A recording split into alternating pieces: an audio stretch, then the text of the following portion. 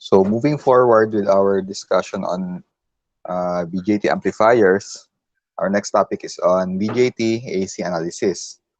So I think I've emphasized before na DC analysis of BJT circuits is just the first part. Okay, first part sa pag-analyze sa BJT amplifier circuits. The second part, for which more or less, depende sa itong perspective nyo, more or less the easier part or the harder part is the AC, no? AC analysis sa BJT amplifier circuits. Okay? So, how do we do about analyzing circuits? So, na yung mga few rules na dapat na to set before we start analyzing circuits such as this one. Okay? So, remember, drawing sa kuog ko na o simple nga biasing circuit for BJTs.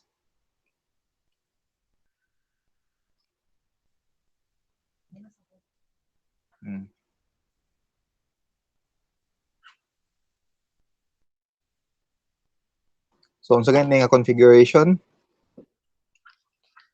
Kani siya. Kasi nakadumdum. So, nga DC biasing ni siya.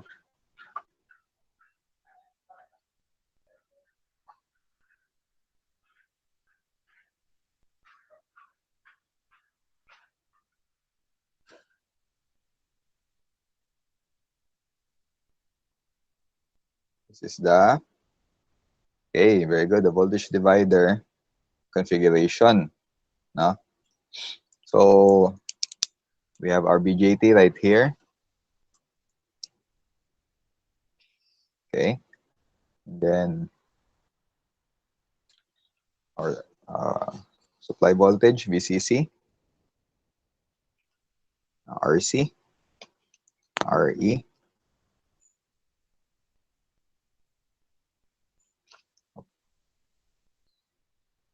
RB1, and RB2.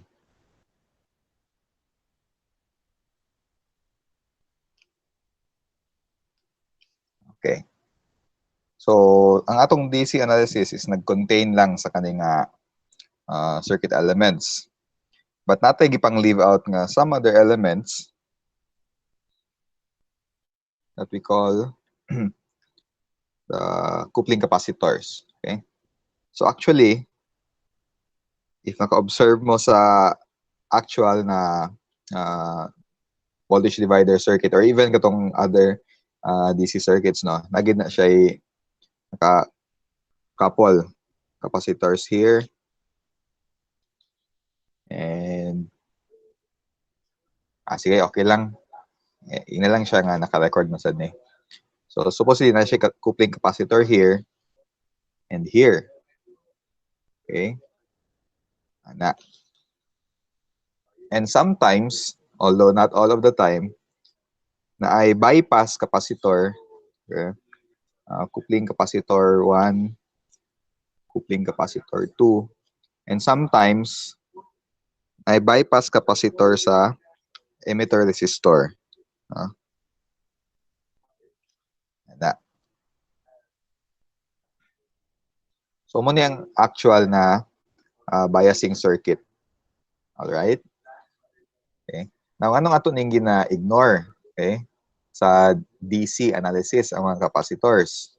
So CB ni siya, bypass capacitor. Why do you think nga wala nato gina-appeal sa analysis ang ang capacitors or ang effect sa capacitance sa DC circuits? I think some of you could answer that question, no? Based sa inyong na-learn circuits, what do you think is the reason anong wala silang capacitor sa atong DC analysis?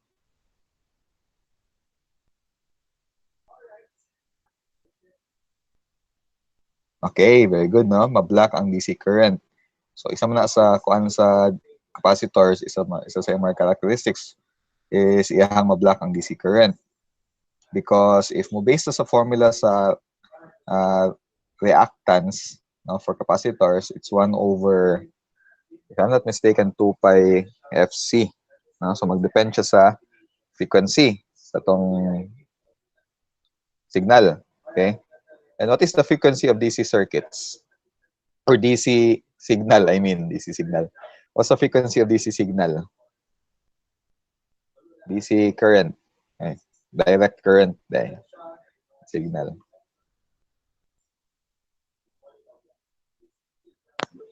Kung ato i-graph ang DC na signal, di ba, straight line lang siya. So what do you think is the frequency? Okay, very good. Supposed to be 0, no, question mark, no? So sakto tong answer, 0. So because constant ang atong DC signal, kasi a 0 frequency, kaya di man siya ga-oscillate, no? So if ato tong ikuan, ato tong i-plug in sa formula sa reactance, 1 over 0, it has a very large nga reactance, no? Okay? So, that's why, if dako ang kuan,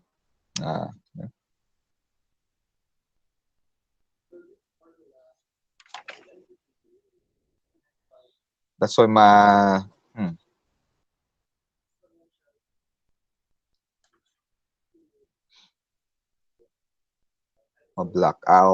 If ma-open circuit ning mga capacitors, because if it has a very large large resistance, no, or reactance, because of the 0 na frequency, 0 hertz, in effect, mga wala ni sila. That's why wala na natos lagi na-include sa atong DC analysis. Now, karon sa AC, depende pod sa frequency sa atong signal, they may have, no, effects, especially sa frequency response. Okay? Especially sa frequency response sa atong amplifier. But for the gain, the input impedances and the output impedances,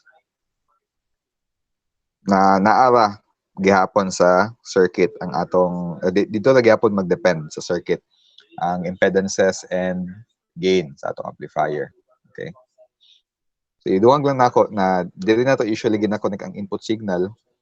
Input signal is denoted by a source and a resistor, and ang load usually denoted by a load resistor. So this is RL for load resistance, this is RS, and this is our VS.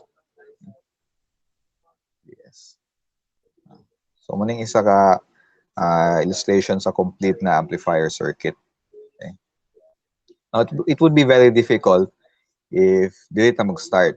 Okay, dili ta mag-start sa atong analysis because naman siya mga capacitances. So, as I've said earlier, we have few rules na dapat i-follow for us to analyze BJT circuits. One of it, no, or rule number 1, is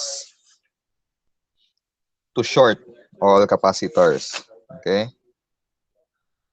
Replace all capacitors by a short circuit equivalent. No? So that's our first rule. Okay, rule number 1,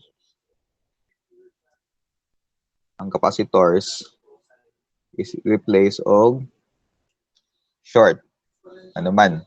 Okay? For high frequency circuits, bali, or opposite, or inverse ang response ni capacitor. For high frequency circuits, okay, 1 over 2 pi FC, if F is a large number, 1 over a very large value is approximately equal to 0, no? So resistance is approaching 0. So pwede na nato ni ipang-replace ang mga capacitors with a short circuit equivalent. Okay? That's the first na rule. A short all capacitors. Second rule, set all DC sources to 0 volts. Okay? Meaning, all sources ihimog 0 volts. So sa effect ana. Effect ana is si battery nato the same sa capacitor, ma-replace gyapon siya og short circuit equivalent. Okay?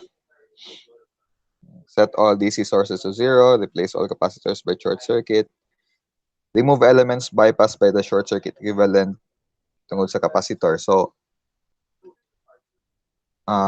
notice this notice at our bypass capacitor. If ma-short ni, if CB will be replaced by a short circuit, what will happen to RE? What do you think will happen to RE?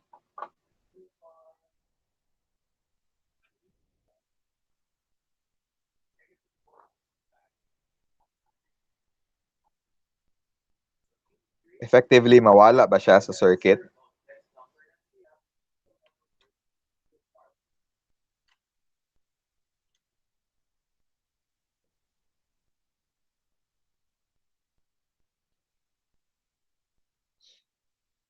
So if short circuit equivalent ni, all the effective current will bypass, no? Dili na mo agi kay RE, but dili mo diretso kay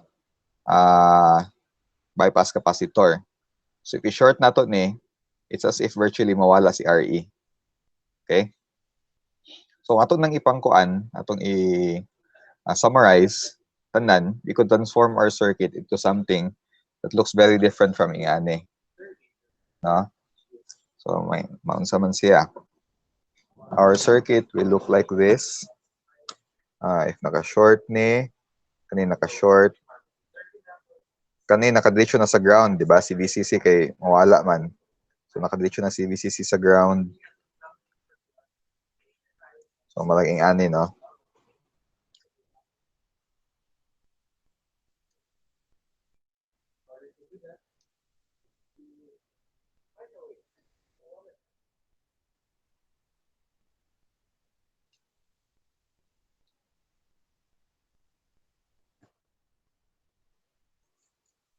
Yung ana. Okay? Si RE, nawala. Kaya na-short naman si CB. Okay? Si RB1, which was originally connected to our DC source, but si DC source is ni-shut off man. So, diretso sa ground. So, malaging ani. The same with RC. Okay? So, this is RB1. This is RB2. This is RC. Okay? Sorry. So, as if they parallel like si RB1 ug si RB2. Connected man si RB2 sa ground. Kuan. For AC analysis, mo na ang rule, no? Mawala na, makuha na siya, no? Saba. Yeah, effectively mawala ang effect ni DC voltage source. Okay? So, i-replace na to siya og short pod gihapon nga circuit.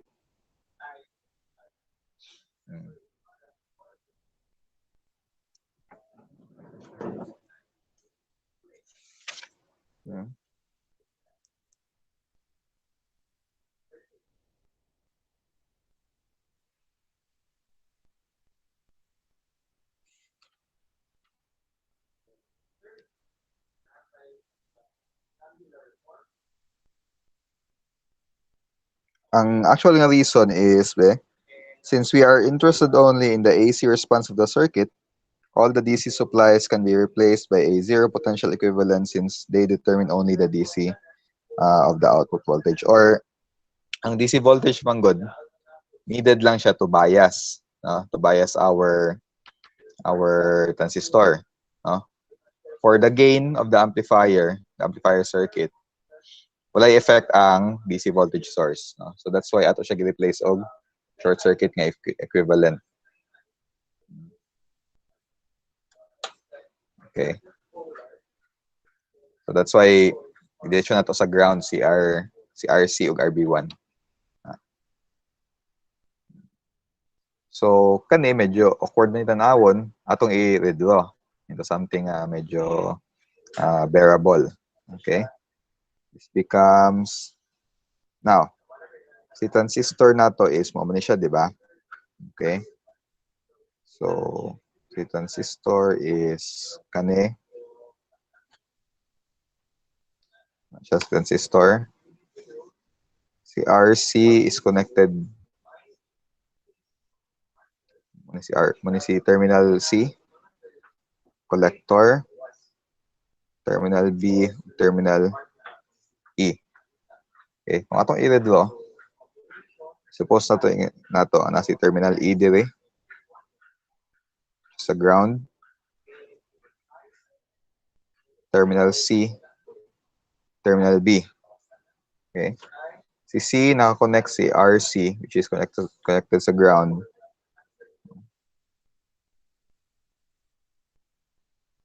RC. Okay? Sa base, connected si RB1 o RB2. Okay? Supposedly na si RE dire, pero tungod kay na-bypass siya ni capacitor, nawala siya. So, ingani ang atong equivalent circuit. Okay? So, sa ito ibutan din sa ito nga. Depende on what kind of model that we will be using. Okay? So, there are three, although there are many, no? Numerous to mention. But there are three most common BJT models for AC analysis nga available. One is the hybrid, sa mga model. Yeah, hybrid equivalent model. Hybrid model. Napod tay RE model and napod tay hybrid pi. Hybrid pi model. Okay. Each of these na ilang own advantages and disadvantages. Isa sa mga ginatanaw nga disadvantages to some of these kay ang complexity, no, medyo lisod. But some is more easy to use than others. Okay? For example, hybrid model. Ang hybrid model, this is the most commonly used model before, but because hybrid model is very dependent on some conditions that may not necessarily be the actual operating conditions of the amplifier, no? So dili kay ni siya gina-use today, no, hybrid model. Example, okay? Sa specification sheets, for example, natay specification sheet nga kuan. So we know nga common ni siya before because even specification sheets that are available today is based on the hybrid model. Okay? So if magtanaw pag pwede na mag-download og specs for any BJT sa internet, no? Tanaw na tong specs dito. Ang mga AC characteristics nga na dito, most often than not, are based on the hybrid model. We know that is so because beta in a hybrid model or in specification sheets are designated as HFE. Kung makita ganita nga parameter sa mga specification sheets, we know that specs is using the hybrid model to model the BJT transistor. Okay? Now, again, one of the disadvantage of this one is kung asa nila giset ang HFE, that may not be the operating conditions of your amplifier. Well, lucky kung kato nga conditions, pero if dili, no, so dili siya accurate. The hybrid pi model is a variation of hybrid model, no, but more complex ni siya and dili kay siya advantageous kung lower frequency circuits, no. So ato lang ning gina-forgo for future discussions, especially kung gina-consider na to ang frequency response. But ang balance sa two would be using the RE model. Okay? So this would be the balance sa two. No? Di ra kayo complex, pero dili ra pod kayo simplistic nga gadepend siya og fixed na operating conditions. So we have the RE model. Now, even if magamit ta either ani, no? The parameters that we will be nga atong ma-obtain or ma-calculate, whether the impedances or the gain, kay duol-duol na sila og value with each other. So dili ra kayo ta mo balaka kung asa sa tulo atong gamiton. Pero for the remainder of the discussion, we'll be focusing on using the RE model. No, masayon siya and dili siya dependent sa operating conditions sa atong device. Okay? Or in fact, more dependent siya sa external circuits like the resistors, no, na na-connect sa atong device. Okay? So, if we are going to use the RE model, unsa na equivalent circuit atong i-replace sa atong BJT. Okay? So, ang atong BJT, instead of just an empty na black box, so marsag ingani. So, akong i-redraw ha. If we are going to use the RE model,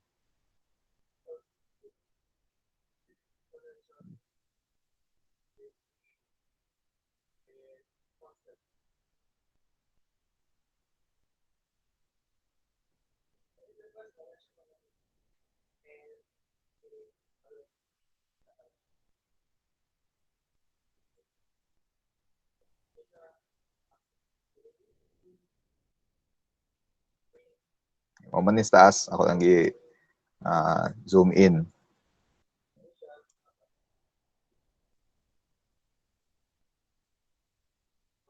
RB1, RB2, RC. No? So, wala si RE. If RE model atong gamiton, we replace our device with this equivalent circuit. No? So, we know before that ang BJT is as if siya current-controlled current source. Okay? Current-controlled current source. So, na sort of dependent current source dire. No?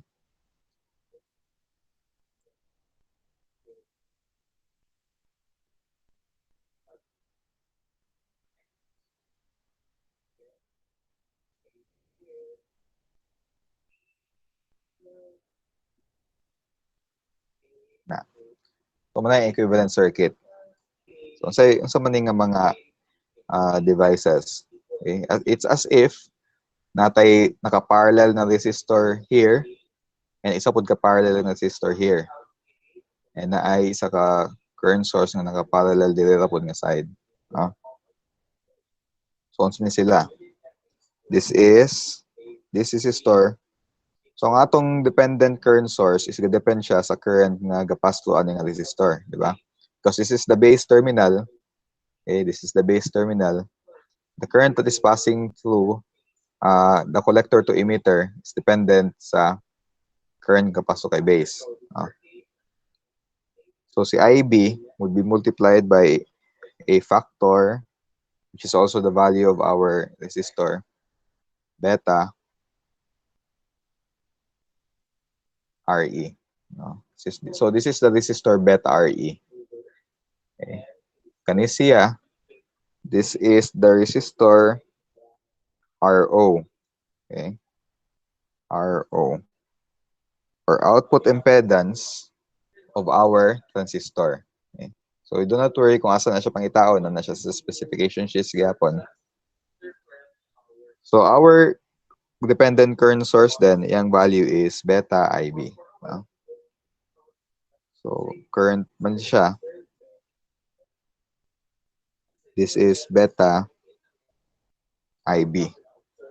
Okay, muna siya ang value ani nga resistor. And that's it. Okay. So this is a voltage divider na equivalent circuit using the RE model. Okay?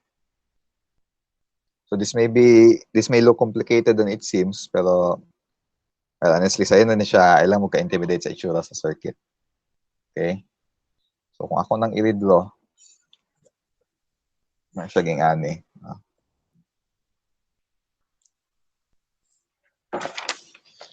I-reduce na ko ha.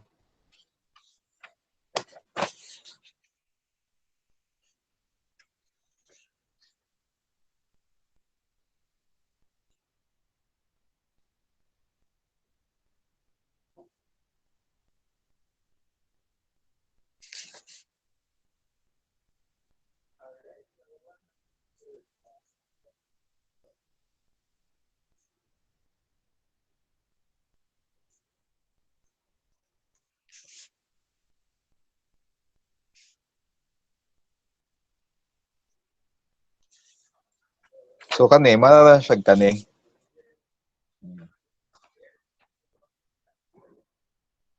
So ang atong transistor, ang boundary line kibali sa atong transistor or device is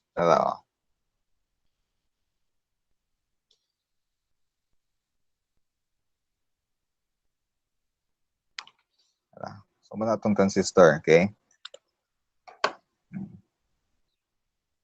Ano si RB1, si RB2, beta RE,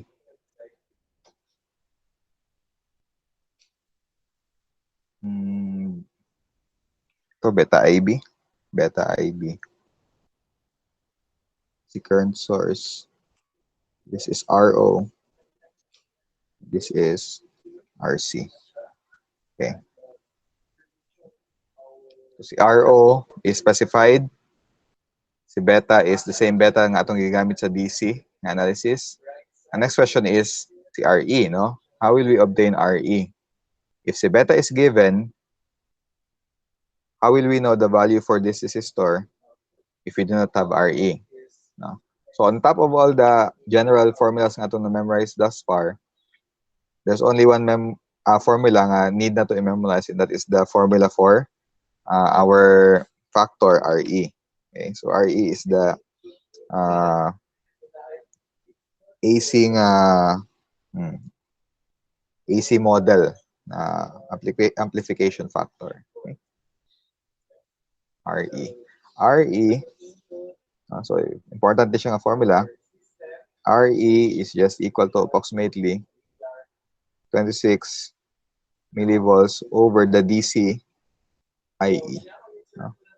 So memorize na yun nato because this is a very important relationship. ACRE is equal to 26 millivolts over IE. Okay? So constant ning 26 millivolts. So na-derive na siya sa mga, or na-measure na siya sa mga scientists throughout the ages. Mo na gina siyang value sa voltage, no, for RE over DCIE. Okay? Now, after na to ma-determine si value ni RE for our RE model, what are the important parameters nga to i-measure for our amplifier? Okay? So, dili na magsugod ang atong pag-analyze sa amplifier circuit, no? So, this is just a start pag-calculate for the value of RE. After ana, kaning tulo ang or at least kaning upat di ay are the four most important parameters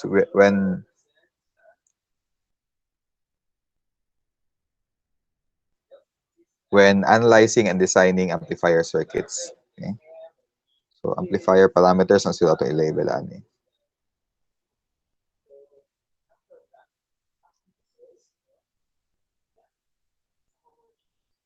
Amplifier parameters.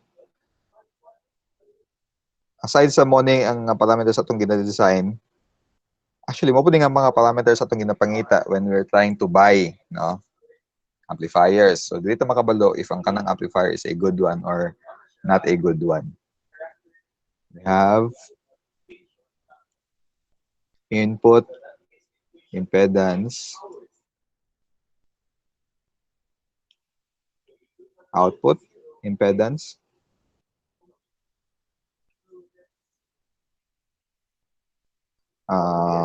voltage gain, and current gain.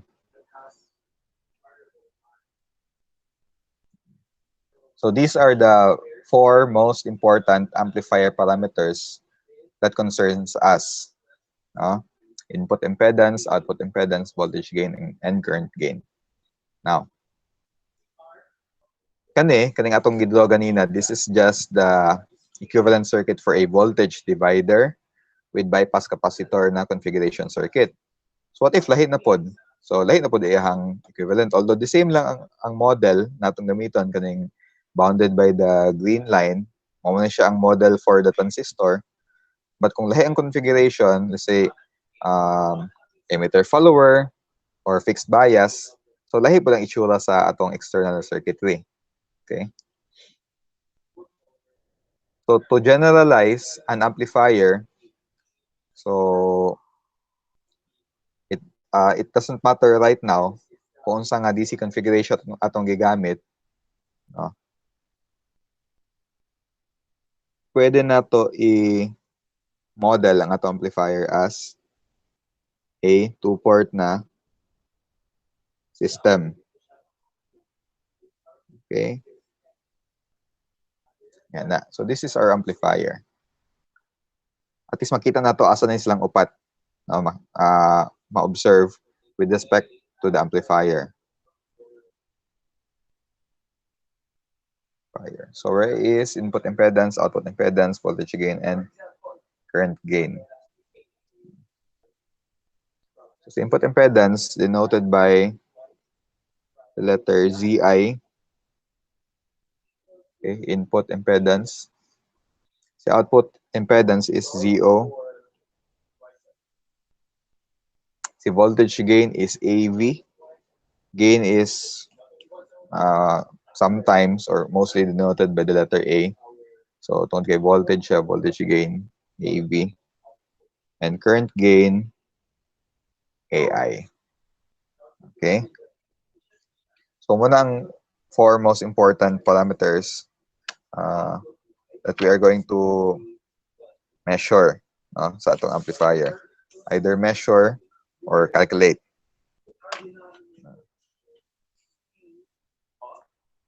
So makita na sila. Of course, si gain, ang kaning mga gain, those are the characteristics of the amplifier itself. So na si AV ug AI diha. Okay? So input impedance is the impedance that is observed by any device that is connected at the input side.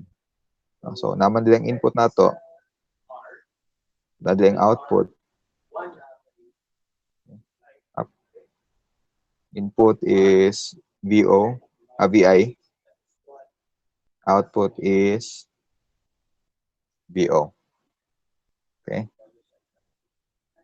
Input impedance is the impedance or the resistance that is being observed by any device or system that's connected at the input side. The same kay output impedance. Output impedance is the impedance that is being observed by the device or system that's connected sa output. Or most commonly, the impedance that is connected or observed by the load. Okay, load na ito input ang diri. Ang sa input kay source. Okay. Kana kung source, amplifier, load lang na system. But what if duha or tulo ka amplifier ang connected in cascade, no? What if natay isa ka amplifier dire, amplifier 1, kani siya si amplifier 2 ni siya, natay amplifier dire isa, amplifier 3. So the input impedance is the impedance that is observed by the first amplifier. The same dire, no? The output impedance is the impedance observed by amplifier number 3. If ever this is connected to another amplifier. So si voltage gain, based ani, voltage gain is the ratio of output over input. No? The current gain is, namatay current nga gasulod dire, II, namatay current kaga out, which is IO. So current gain is input current over output current over input current na siya. Output over input na per me.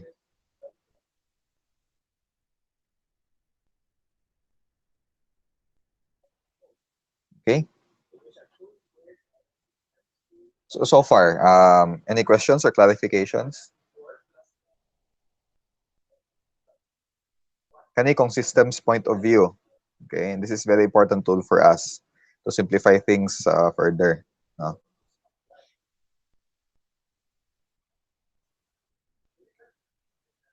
Especially kung, yes, for all BJT models na eh. Sakto. For all BJT models and for all BJT DC configuration.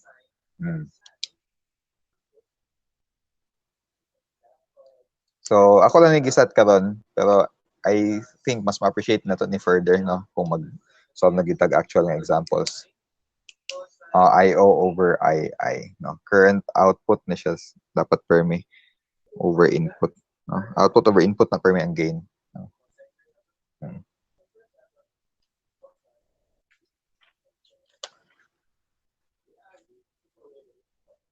Cascaded amplifiers, no? Cascaded. Kuan gyapon nato ng cascaded amplifiers, no? After ani. Ato na siyang i-encounter. So, sige. Any more questions?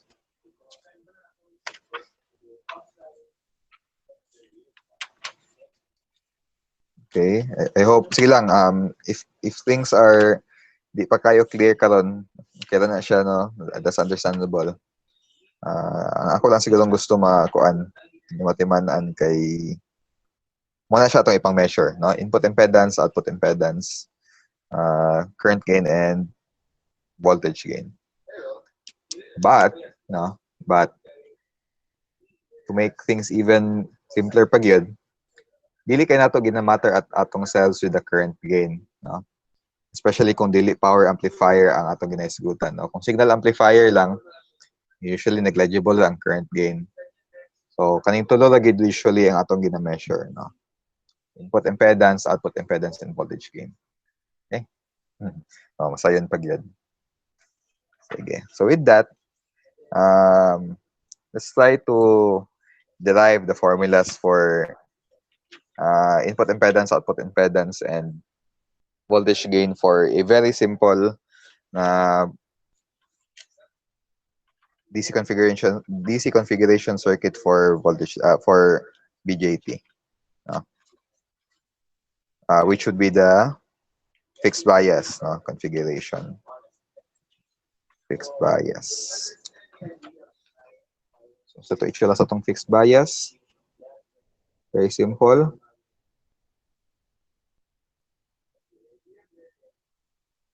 Yan, alam mo itong fixed bias, di ba? This time, tungkol kay AC analysis na ni siya, connect na ni og capacitors. Na. So let's transform our fixed bias configuration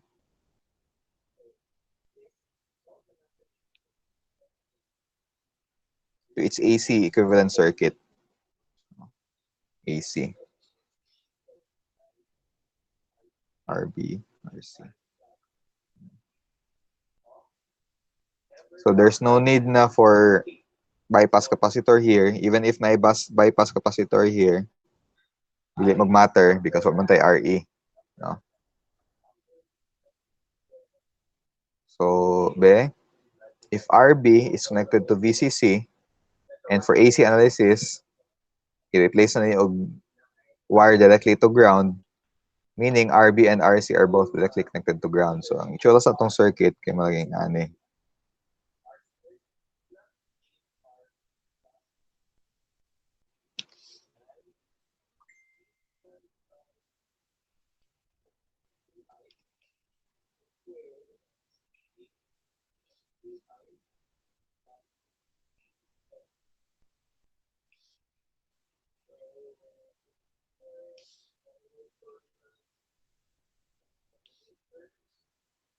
Ano lang, no? So, this is RB. This is RC. And this is our transistor. Let me see.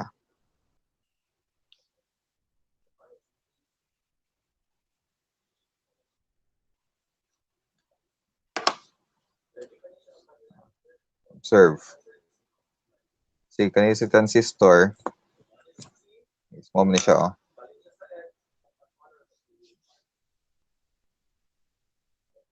Ana. RB, connected directly to ground. RC, the same, connected directly to ground. Diba? Again, this is beta RE. Beta RE. This is RO.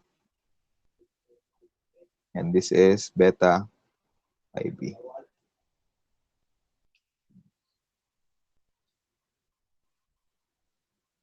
So as I say, input impedance is measured here. Output impedance is measured here.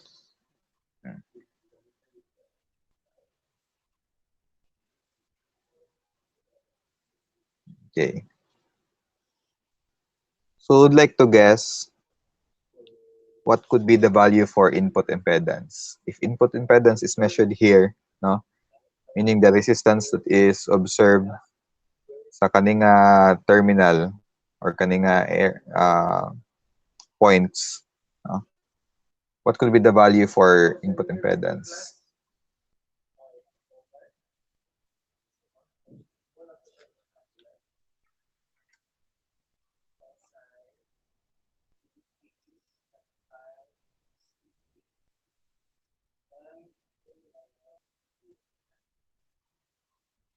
Fix na siya.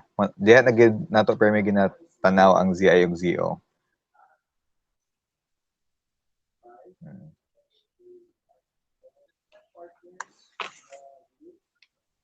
Sige, wait lang sa before day ano.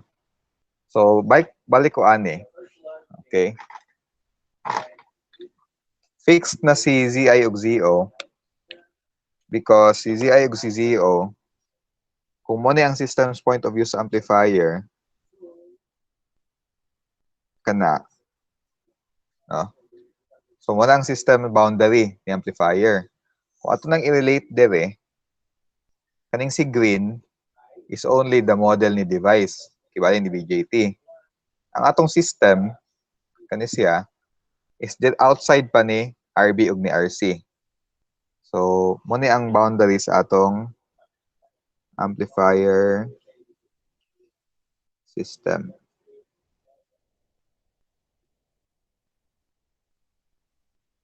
Oh, diba? Okay, that's why ZI and ZO are always measured sa diha nga points.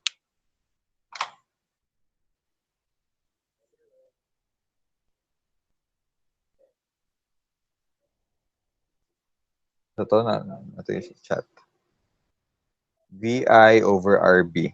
Z is, di ba, by virtue of Ohm's law, Z should be V over I.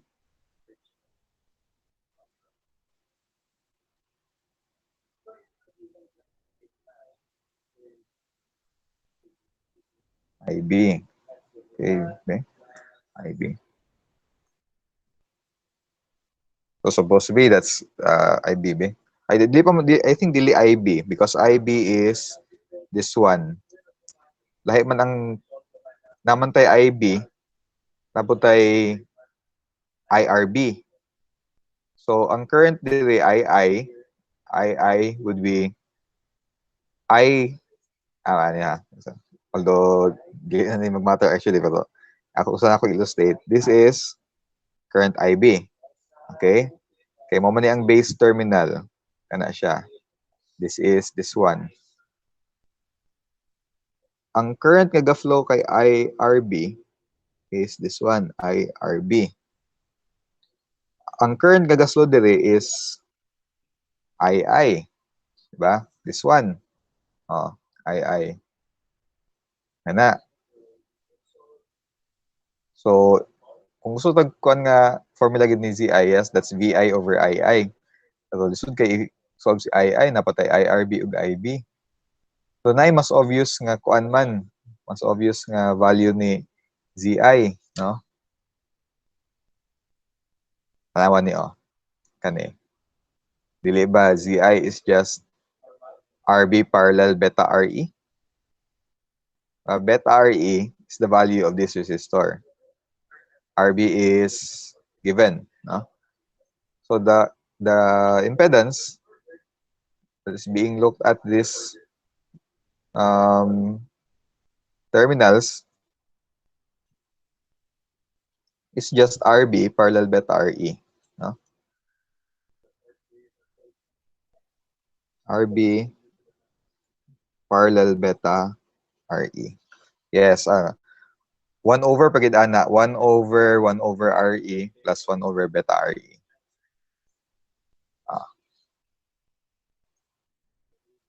Okay, obvious ba na? I mean, understand na ba nga anong morning formula for input impedance?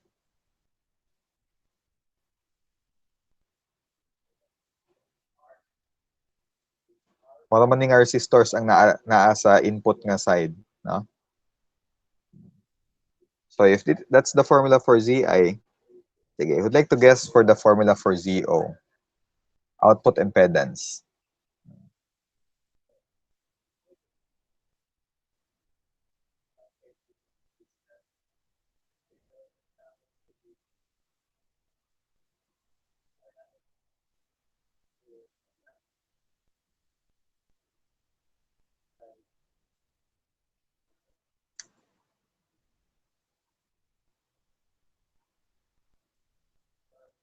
RC ni siya, RC. What is ZO ka? Yes, very good. RO parallel RC. Wala na siya, no? RO parallel RC. So, wala na siyang output impedance. Okay. Voltage gain. Kanina medyo tricky na siya. Voltage gain. Voltage gain is VO over VI. Okay. Si VO medyo sa'yo na i-derive. Si VI is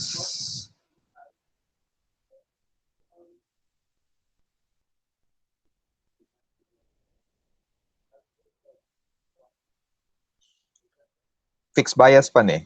Fixed bias lang niya siya.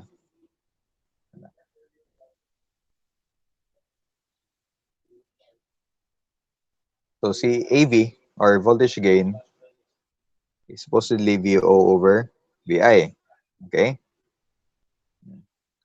Yet VO is equal to supposedly VO is isa to mag-define kanina. Then naman is IO. VO is Ohm's law, V equals IR. IO times ZO. No? VO is IO times ZO. No? And what is IO? What is ZO? Ano, kuha na to. What is IO? Okay, what is IO? IO pagawas man dire.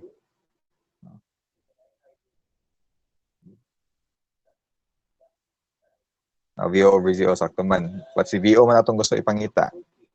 So VO is IO over ZO. V equals no IO ZO there times ZO.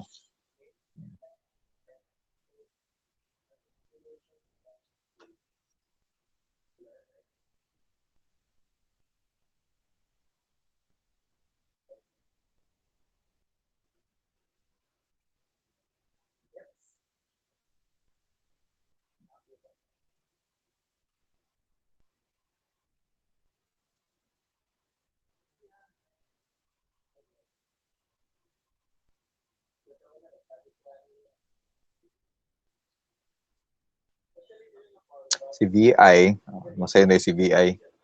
Si VI is this one, no? Voltage either ni voltage RB or voltage BRE. So V equals, that's si VI. IB times beta RE. IB times beta RE.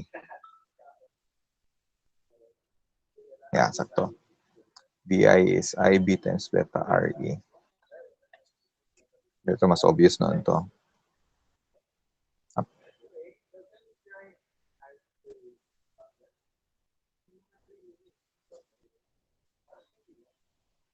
So, si VO,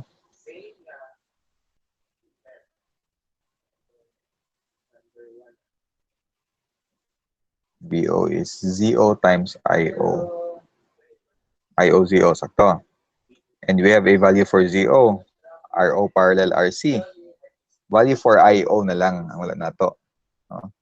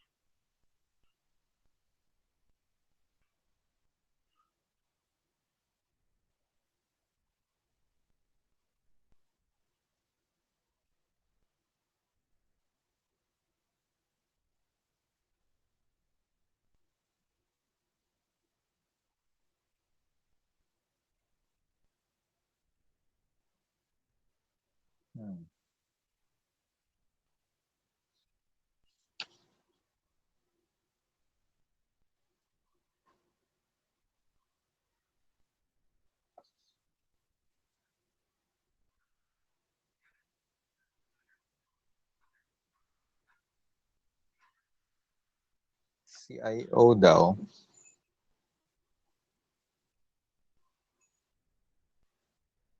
well,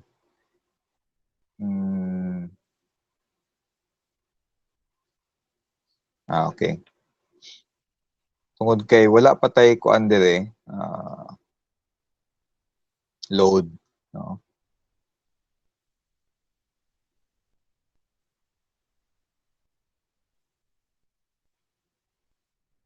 Supposedly mo man si IO, right?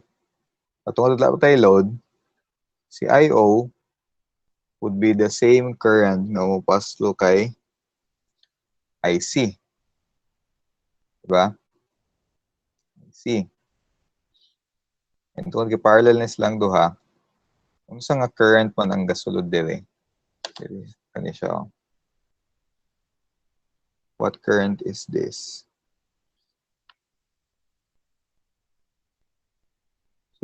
Supposedly this current would be equal in value sa current IO plus IC. Patungod la pa tay, but because we have not yet connected a load right here, isa lang si IO IC, which is the value of this current. Negative beta IB, correct? Kasi beta IB is padlong man dito.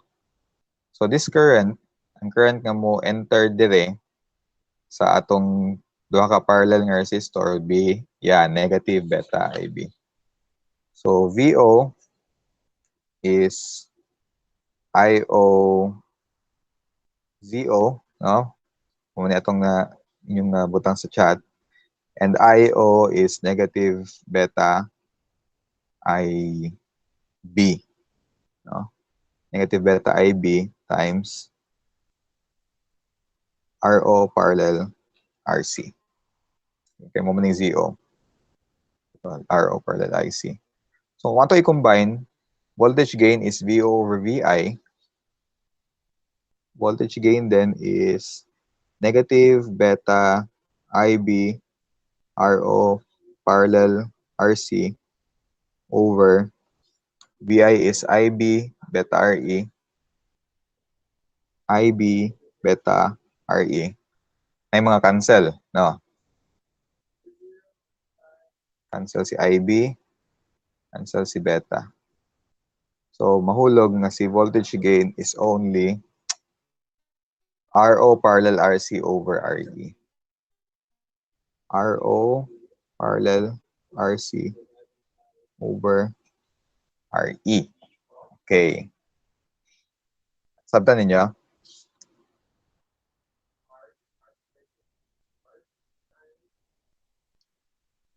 Yeah. Sakto. Negative.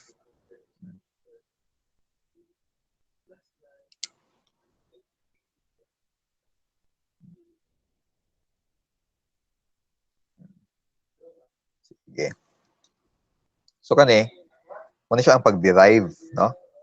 So formula for a fixed bias ng configuration. Now, taas kay nga time atong i-take kung sige derive o lahi-lahi nga mga configuration.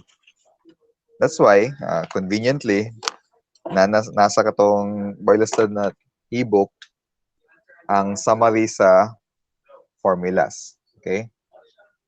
So, for a fixed bias na circuit, okay, muna yung formula for ZI. RB parallel beta RE.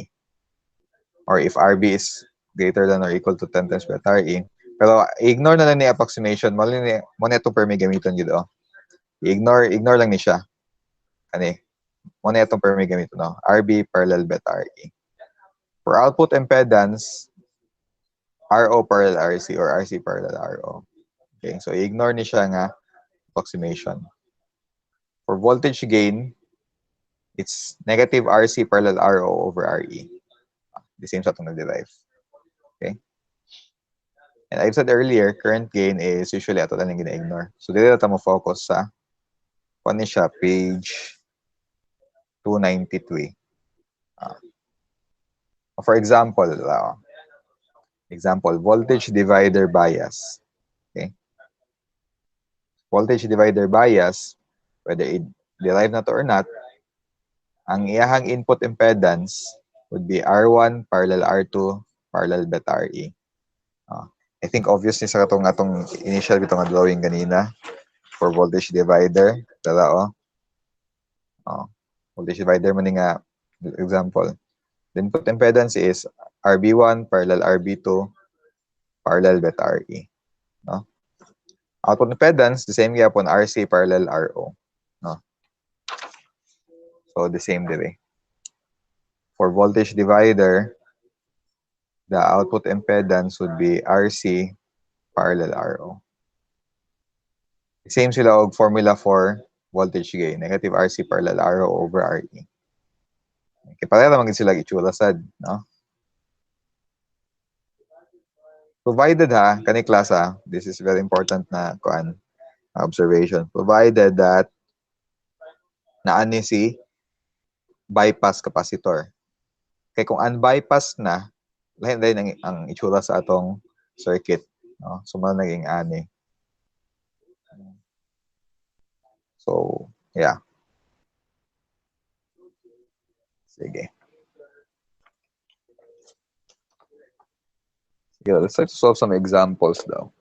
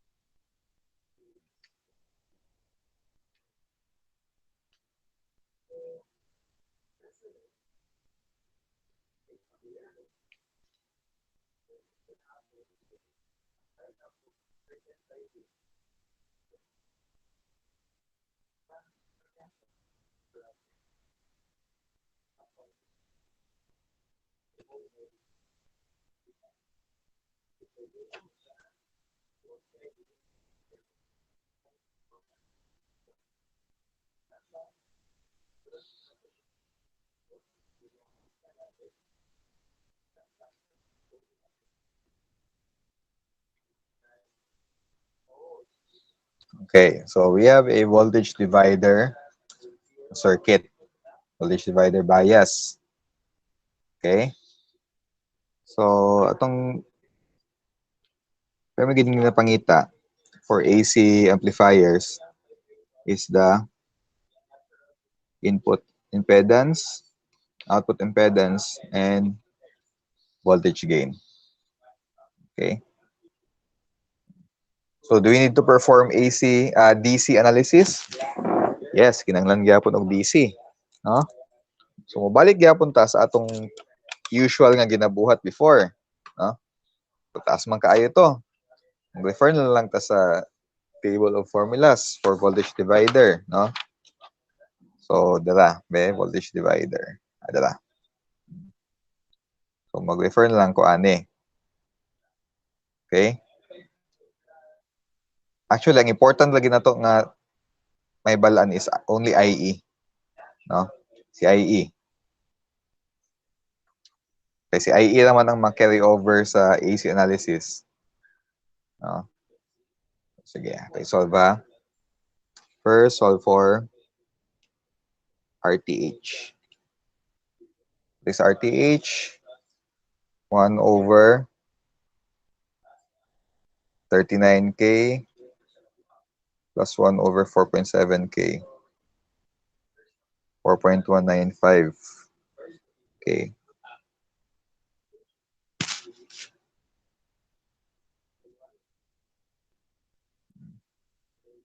VTH is voltage divider voltage sa RB2. 16 times 4.7 over 4.7 plus 39. 1.72 volts.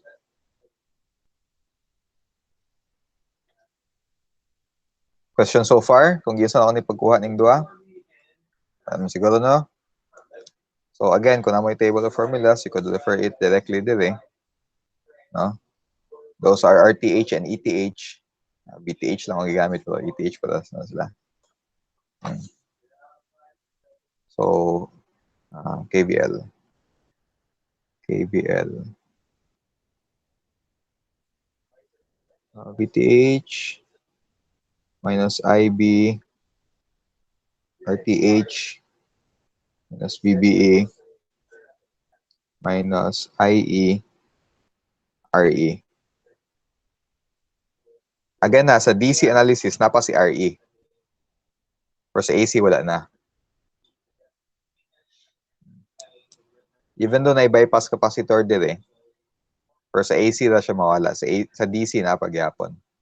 The same magyapon sa itong ginabuhat before. So, tungkol si IE lang akong gusto mapangita. Dito na ako ng IE. IE is beta plus 1 IB. So, IB is IE over beta plus 1.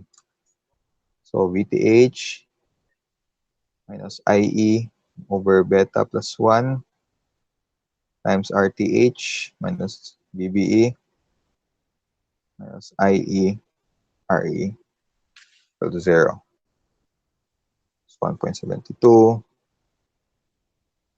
minus IE over beta is 100, so 101 over 4.195K minus 0.7 minus IE over 1.2K.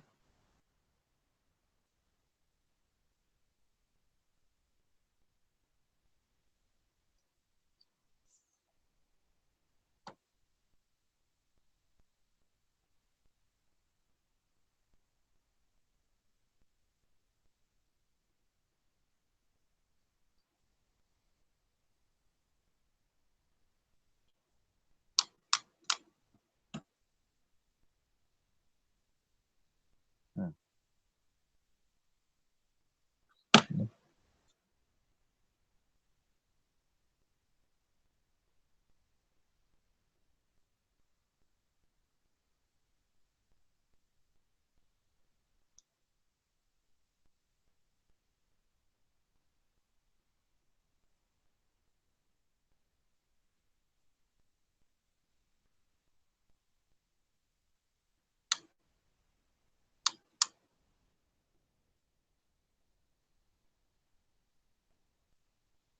0.822 milliamperes.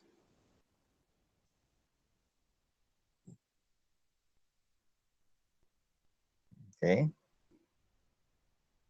Assuming that's correct. So, tama lang dili atong DC analysis pag ma-obtain na nato si IE. Okay, so dili na din ang simple nga part musulod, no?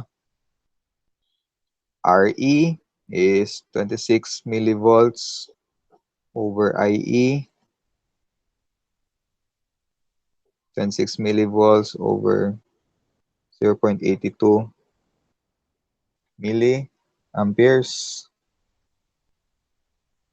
That makes RE equal to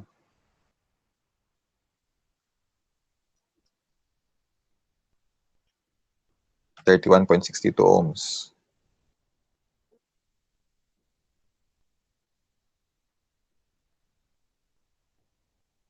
Okay?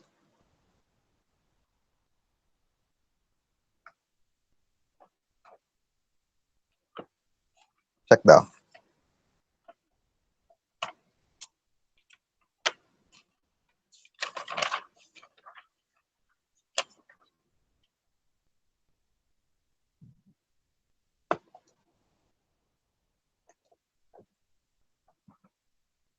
Okay, sige. Sige, wait nasa. Check.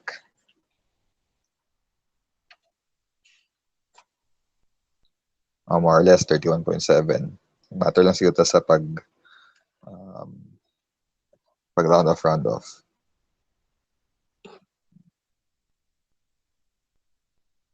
Now, ZI.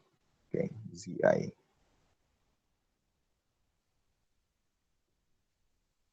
ZI, yung sa itong ZI. Sa voltage divider. RB, R1 parallel R2 parallel beta RE. Meaning RB1.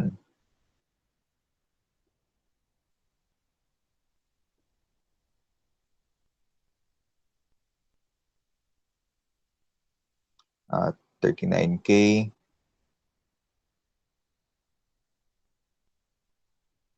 4.7K. Beta is 100 times 31. 162.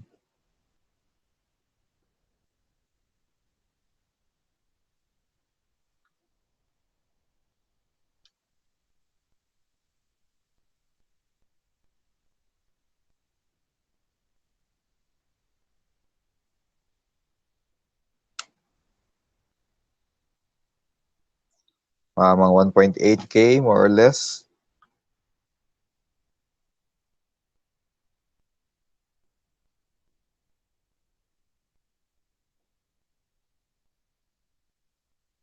Sakto?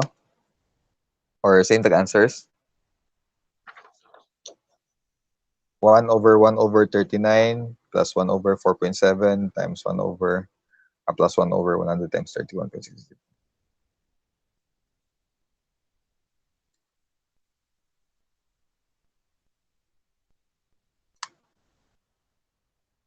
Ah, 1802 ohms.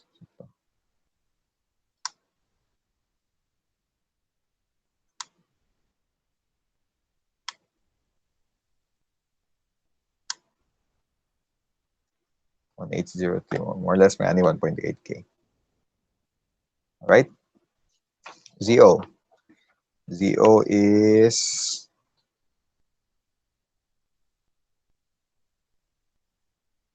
1.803. Sakto. Dala RC parallel RO. Okay. So what is RO? Given 50K. Right? So ZO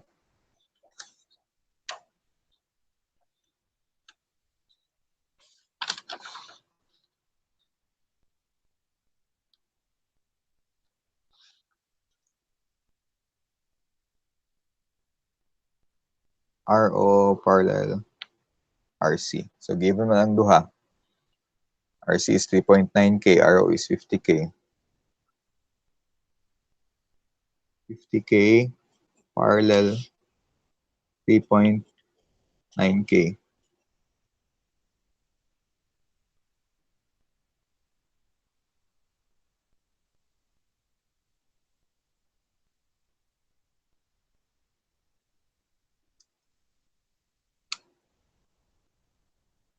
3.62K. Na.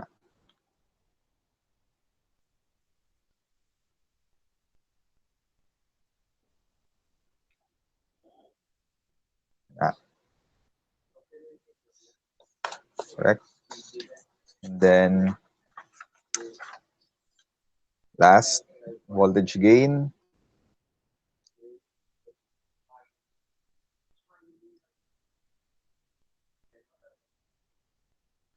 Negative RC parallel R, parallel naman eh. Negative RC parallel RO over RE. Negative RC parallel RO or ZO man di ba? Over RE. 3.62K over atong RE. 31.62.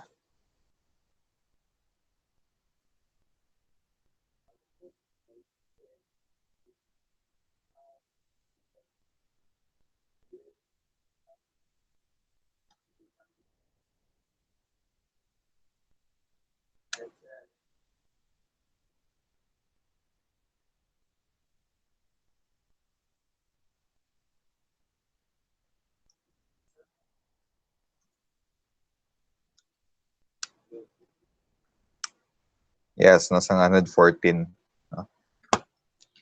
So voltage gain is approximately 100. Yeah, negative 114.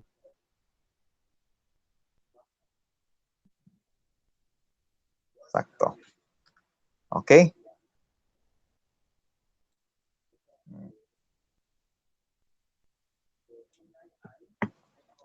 Sa'yo na? Sa'yo na basta na no? Kani. May table. Oh. So, make sure nga na mo'y copy niya. Kung na mo'y ebook, mas mayo. Kung inyo i-print daan, much better.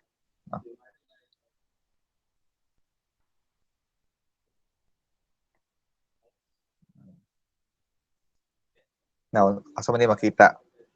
Asa man ni makita, ma-observe ni nga mga parameters. No? So, si amplifier na to, kung two-port system na siya, so mara na siya gingani. Okay? Si voltage gain niya is 114. Si input impedance is 1.8K.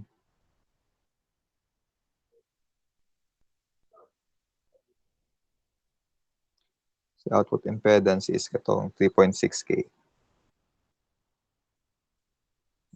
Yan na. No?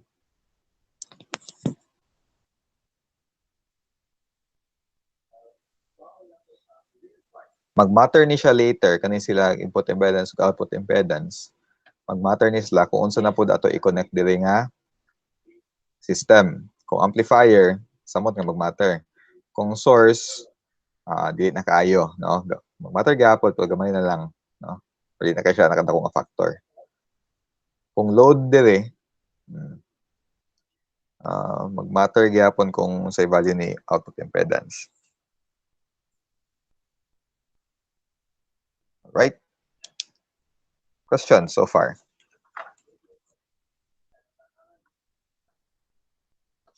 So, kung atong i-summarize atong mga na-learn this afternoon, it's important nga nagid nato si table 4.1 o table 5.1.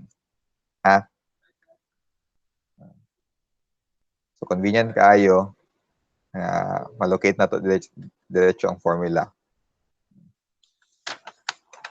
So, ipang memorize lang daan ninyo itong mga general formulas like IC equals IE over IB. IE equals IC over plus IB. Beta equals IC over IB. VB equals 0.7. O RE equals 26 millivolts over IE. Kaya mo naman to ang general formula ani. No? So, whether unsa pa nga configuration ng gamiton, RE, this one, will always be equal to 26 millivolts over IE. So at least kato na lang. No, at least kato na lang ato i-memorize. Other parameters, di na necessarily ato i-derive, ato na lang pang i-look up sa table. Okay? Questions, guys?